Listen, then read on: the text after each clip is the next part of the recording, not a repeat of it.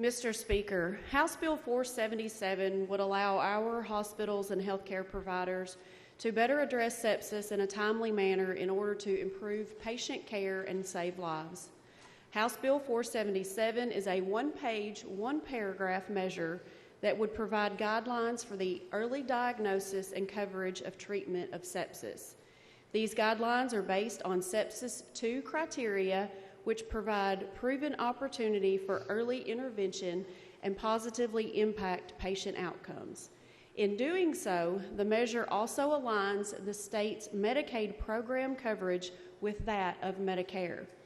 Kentucky has one of the highest rates of sepsis and septicemia in our nation. More than 35,000 Kentuckians are hospitalized with sepsis each year, and on average, almost 17% of patients will die from severe sepsis and sepsis shock, with an estimated cost of over $2.3 billion.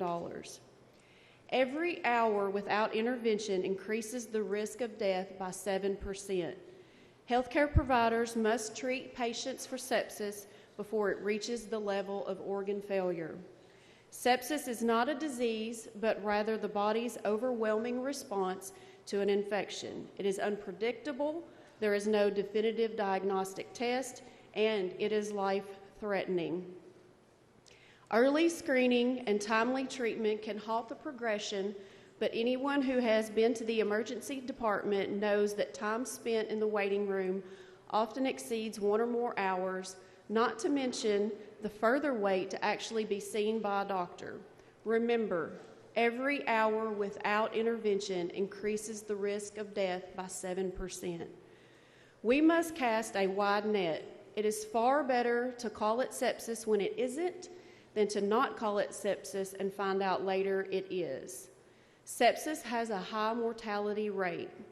In addition to the high mortality, those who survive have a high rate of devastating consequences, such as amputations, cognitive defects.